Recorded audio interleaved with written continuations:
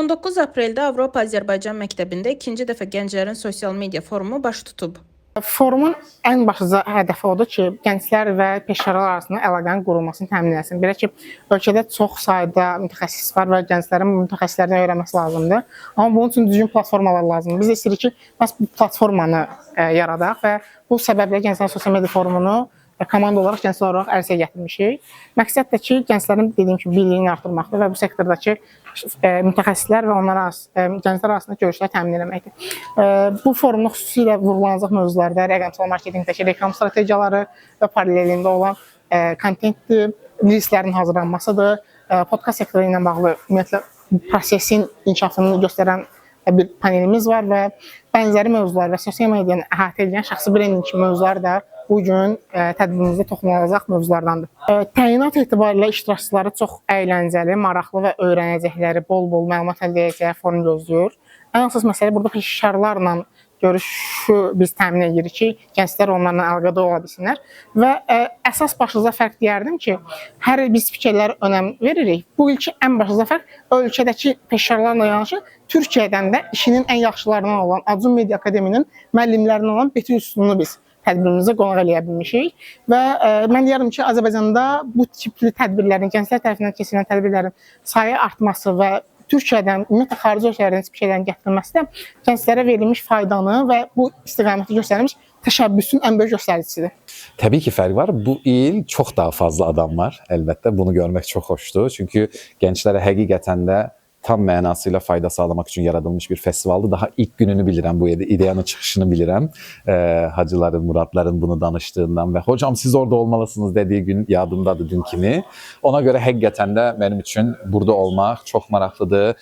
Daha fərqli bir kütlə var. Keçən il olan kütlə də yenə gəlib, buraxmayıblar. Çünki bilirlər ki, buradan fayda sağlayırlar. Ona görə daha böyük, daha gözəl, hər il daha da qabağa gedəcək bir GSMF görmək ümidi ilə deyək. Sosial medianın qazananlarından danışdıq bugün.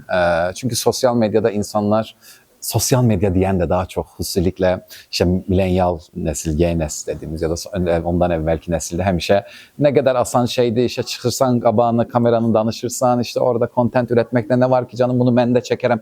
Belə bir şey deyil sosial medya. Çox böyük əmək və vaxt istəyən bir şey, davamlılıq istəyən bir şey və insanlar bunu tam başa düşə bilmir. Niyə mən izləyici yıya bilmirəm? İzləyici yığmaq üçün sən yola çıxırsansa heç vaxt yıya bilməyəcəksən.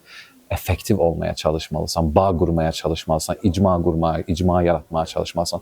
Yəni, çox bariz örnəklər var qabağımızda, nümunələr var. Onlara baxaraq, görərək ki, bu adam nəyi yaxşı eləyir?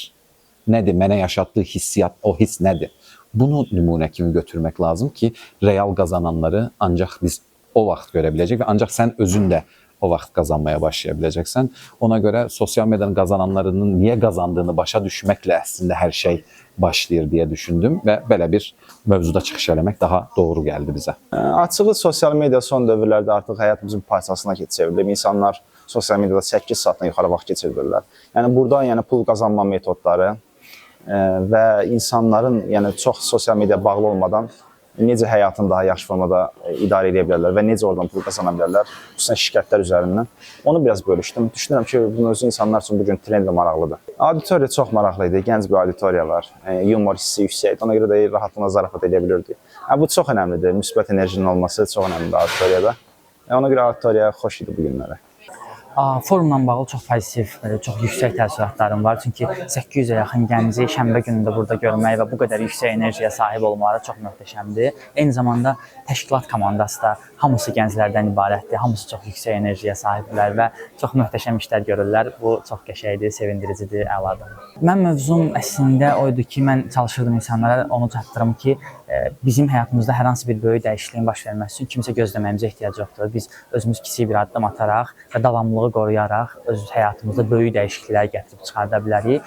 Ümid edirəm ki, də bunu bacardım. Ümid edirəm ki, kiməsə biraz ilham mənbəyi ola bildim. Burada məncə hər aspektdən baxmaq olar, amma əsas məsələ odur ki, kim necə yanaşır, kim necə baxmaq istəyir. Yəni, buradan həm fayda götürmək olar, həm ziyan götürmək olar. Kimsə əgər sadəcə 9 saat scroll eləyirsə, təbii ki, fayda ala bilməyəcək və deyəcək ki, sosial media çox ziyanlı bir şeydir. Amma kimsə bunu öyrənmək üçün, ətrafını genişləndirmək üçün, yeni əlaqələr qurmaq üçün və s. və ilaxır istifadə edirsə, bu təbii ki, çox yaxşı nəticə verəcək. Ona görə düşünürəm ki, belə istifadədən, yanaşmadan çox şey asılıdır və tövsiyəm də odur ki, maksimal dərəcədə özünə faydalı şəkildə istifadə eləsin onu. Əgər ki, dəyərli bir şey, dəyər qatan bir şey yoxdursa, məcburiyyətdən hər gün paylaşmağı düşünürəm ki, bir faydası yoxdur. Amma davamlılığı qorumaq üçün o kreativ, dəyər qatan nəyisə tapmalıyıq. Zaten bizim işimiz o dəyər qatan bir şeyi tapmaqdır. Amma təbii olmayan yerdə də çox belə hava eləmək lazım deyil deyə düşünürəm.